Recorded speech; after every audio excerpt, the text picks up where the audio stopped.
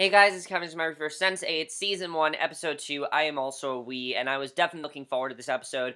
I mean, the first episode was great. I loved it. I thought it was a great way to set up the characters and the story. I know a lot of people are complaining how slow-paced the show was, but this episode I liked even more than the first episode, really. I think this is just becoming a great show. I'm really loving it. If you guys know, I'm not doing, like, weekly reviews. I'm just gonna watch this show when I feel like it, because I can already tell it's gonna be a very addicting show. And, yeah, like I said, I think the Wachowskis actually do have a very good show here. So, let's just get into this episode. A lot happened. We focused a lot more on quite a few characters that were maybe pushed back a little in the first episode, which I was very happy about. So, like, Will and Riley, they didn't have as much to do in this episode, but they still had a lot to do. We definitely focused more on, though, like, Nomi and a bunch of characters like that. But let's get into it, because I'm really loving this show. So we start off with Nomi's plot. Basically, Nomi and Amanita are out walking, and Nomi insists that she knows the woman from her vision, but she can't remember if it's one of her clients or from her past as a hacktivist. She just doesn't really know who it is. And as Amanita heads off to work, Nomi kisses her and asks if she's going crazy, and Amanita points out that if she had Nomi's parents, then she'd pretty much be just as crazy, which I thought was pretty funny. I definitely like that, and I thought that was a good way to start the episode. I definitely enjoy seeing that, because a lot of what these characters were thinking this episode are, am I seeing a real vision? Am I going crazy? I just thought that was very interesting. So in Chicago, Deshawn wakes up. Of course, Deshawn, as we know, is that kid that Will found. And basically, he finds Will at his bedside. The gangbanger points out that he isn't going to be good for his rep having a policeman there, and wonders if Will figures he owes him. And Will says that he wouldn't have done it for anything, and remembers what Deshawn said about his father Michael being shot. And the cop says that his father was shot as well, and he kind of just felt like he had a connection towards him, and that's why Will did what he did. And basically, Deshawn asks about his criminal past, and basically we find out, basically, in this scene, what actually happened to Will. This, I thought, was very well done. This I actually love, because we see a young Will, and he gets arrested for shoplifting, and Michael comes to pick him up. He handcuffs Will in his police car, apologizes to the store owner, and once he's alone, Will picks the handcuffs with a paperclip and runs off. So, we can see that Will had a criminal background as well, just like Deshawn was. So, he pretty much feels like this connection to him, and he kind of wants to do what his father did to him, and I thought that was a very good twist, and I definitely really like that.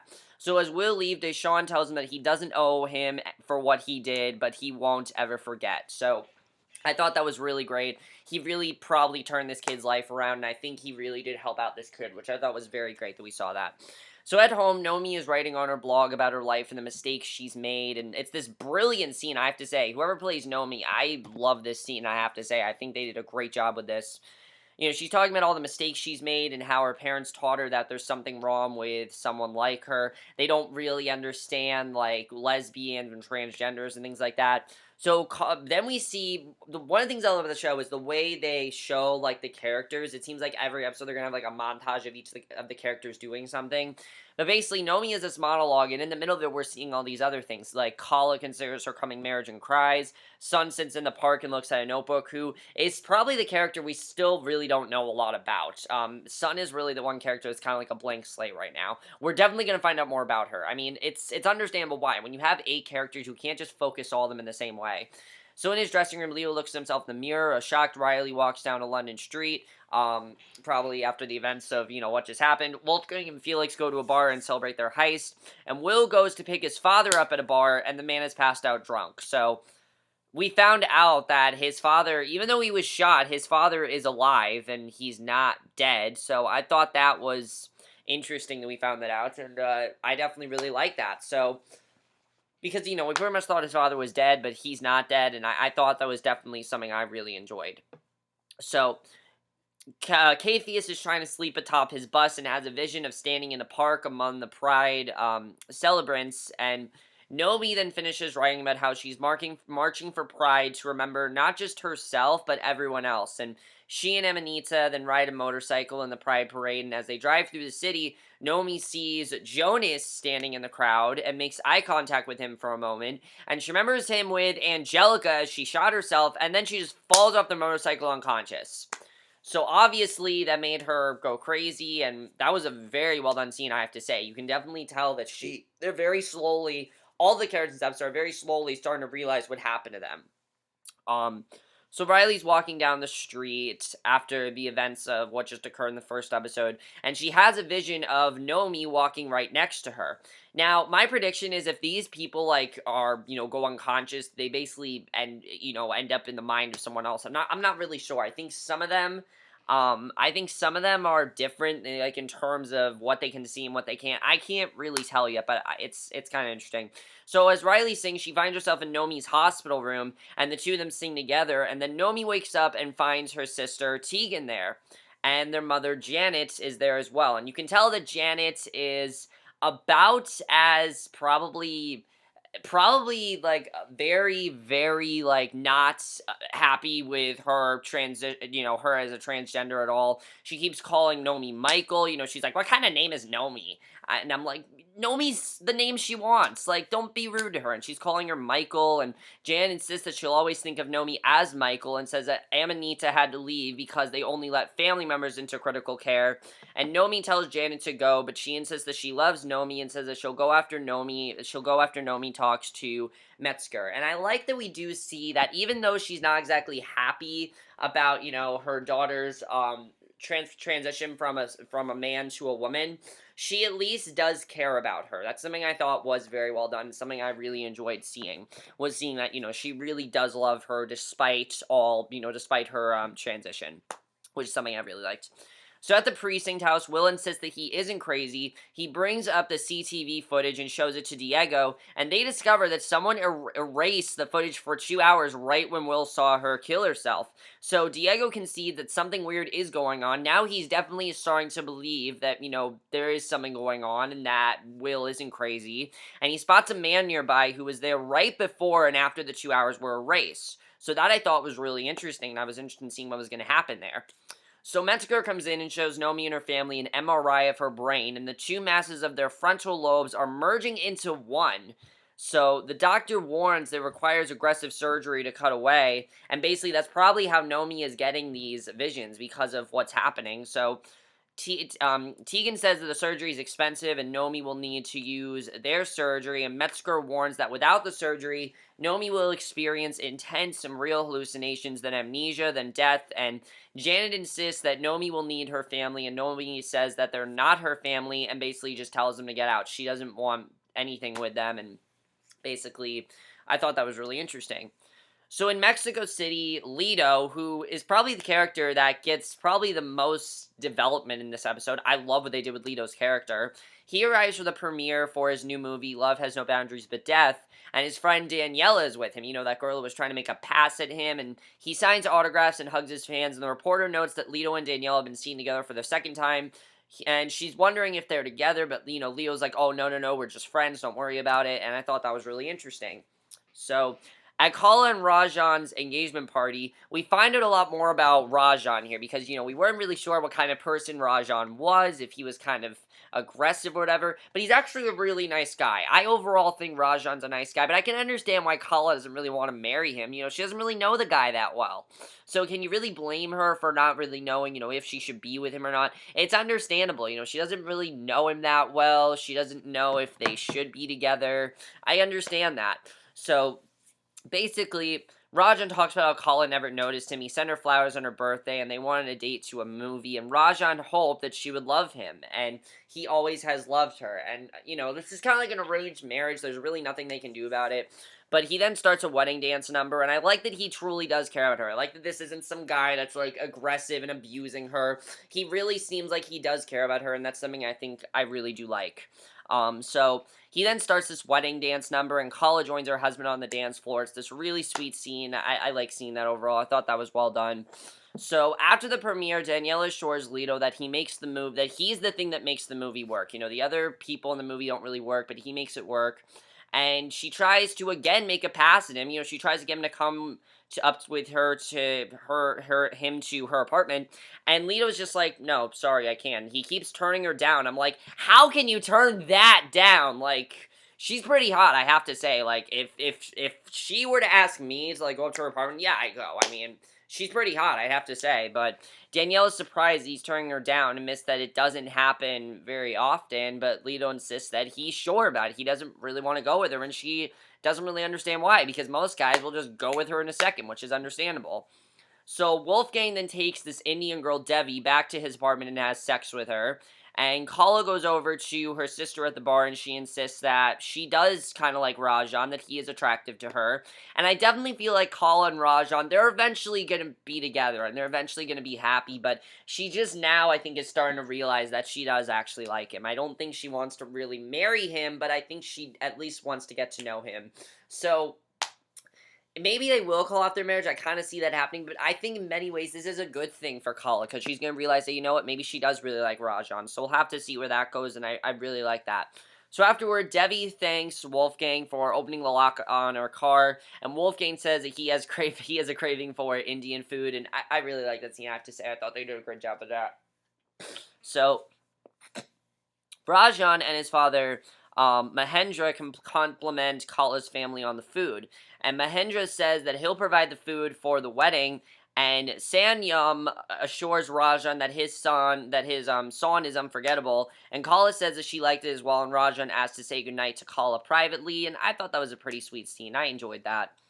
So here we find out why Lito didn't want to, have sex with Daniella. Because I was just thinking, why would he turn her down? And then we find out, oh shit, he's gay, and basically he's a closeted homosexual. Because he goes home to Hernando, who is his secret boyfriend and lover, and assures him that the premiere went well. And Hernando asks how Delilah was, and Lito says that she played his part. However, he says that he has someone else for his lover and gets into bed with Hernando. And Hernando admits that he's jealous that he doesn't get to accompany Lito as his Ampius. Sorry, did I say Delilah? I meant Daniella. It says Delilah here. I don't know why.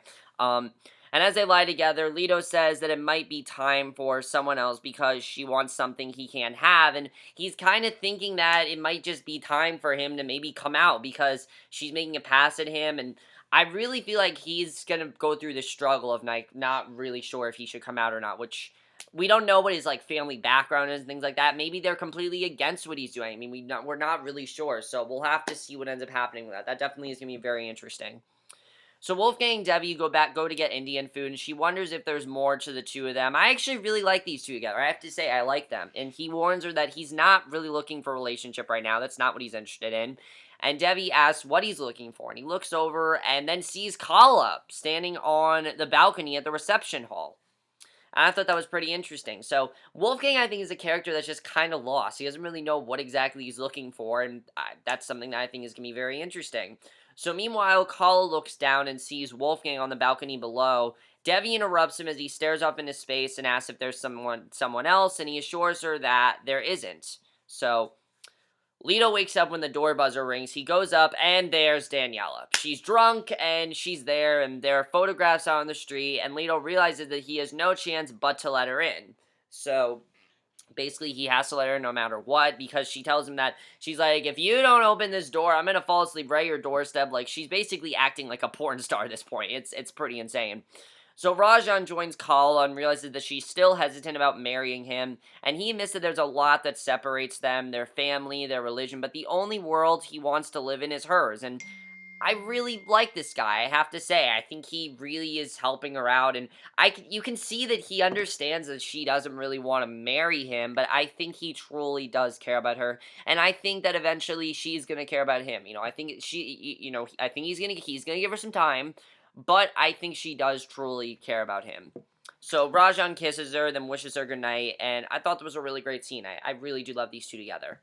So Lito greets Daniella, and it's a pretty funny scene because you know that he can't let her see Hernando. It's pretty funny. He has no choice but to let her in. At this point, Daniella's acting like a straight-up porn star. Like, she's wearing, the shortest shorts you could think of. These, glossy shorts and this, really revealing, this really revealing top and things like that. And basically, he says that they need to talk and tries to break up with her, and insisting that his life belongs to another. But Daniella starts undressing, right in front of him, and she doesn't care. She wants to have sex with him. That's what she cares about. And she insists that it's just sex and runs up to his bedroom, and there's Hernando. And it was a pretty funny scene because she's, holding the bottle, and she, pops the cork. I thought that was really funny. So Lito tries to pass it off as a joke, but Hernando points out that she knows, and she says that it's hot and grabs extra glasses, and she doesn't care that he's gay. She really doesn't care. Realizing that Lito needs someone he can trust to deflect the rumors that he's gay. She wants to be his beard, basically. She's okay with that, and Daniella insists that it's like a dream come true for her. They all drink, and I'm interested in seeing where that's gonna go, because I thought that was definitely very funny. Definitely one of my favorite parts of the episode by far. Definitely that was very funny. That's all we get of the plot in this episode, but I can't wait to see where that goes next week. I can already tell that's probably gonna be like the comedic plot of the show, which I think is definitely gonna be very funny.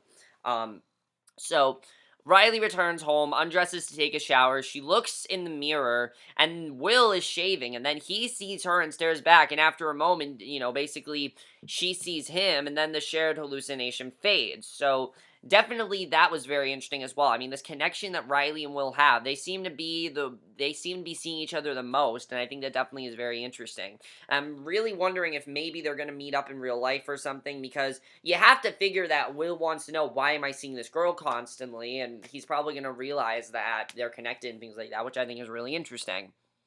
So Nomi tries to leave her hospital room and discovers that her door is locked, and the surgical nurse comes in and tells her that Metzger and Nomi's family have signed the papers to keep her there for her own safety, so she basically has no choice but to stay there. There's really nothing that she can do about it, and even if she wanted to, there's really nothing she can do. So she's basically trapped there. And basically, I can understand why. I mean, maybe they think she's going crazy or something. I can understand. So at the precinct house, this I thought was really interesting. I really like this scene, I have to say. Because this really gets us into, the real storyline of what's going on here. Because the cops gather for a briefing, and the captain introduces Agent Stiles from DC, and Stiles says that he's with Homeland Security, and he shows him a photo of Jonas. Of course, Jonas, the guy that basically started all this, and says that he's wanted for murder. So Jonas is a real guy, and Will recognizes him, but isn't sure where he's seen him. So definitely Jonas is this real guy. He's not a good guy, and he definitely is after them. So basically, Jonas then appears in Nomi's hospital room and tells her that she has to get out. She recognizes him from the parade. Jonas warns that Metzger plans to lobotomize her, and she knows it. And Jonas disappears and knows, and someone then knocks at the door. However, no one responds when Nomi calls to them, and she wonders if she's losing her mind. That was really interesting. And then we realize that she was hearing Riley, because Riley's preparing to leave, and someone knocks at her door. She hides, and a man comes in. He looks around, and Riley slips out behind him. She waits, she walks down the street, her phone rings, she opens the bag, and there's no phone. So she finds the drugs from Nix's place, along with the knife he used to kill Knocker, and basically, I'm wondering what she's gonna do with that. So Will goes to the bar when Michael is drinking, and the other cops call Will a traitor for trying to save Deshawn, and Will starts to walk off, and Michael invites him to sit down and says that he's proud of him for doing the right thing, and he figures that Will is there to talk to about something else, and Will said that his father might be the only one who believes him, and he says that something's going on, and it has to do with Sara Petrel, and Michael tells him that he's out of his mind. He warns Will that if he brings up Sara, and I'm like, who's Sara? I don't know who this is. So maybe Sara was like some girl that he had a connection with and she died. But this gets me very interested. Who's Sara? I want to know really what's going on there.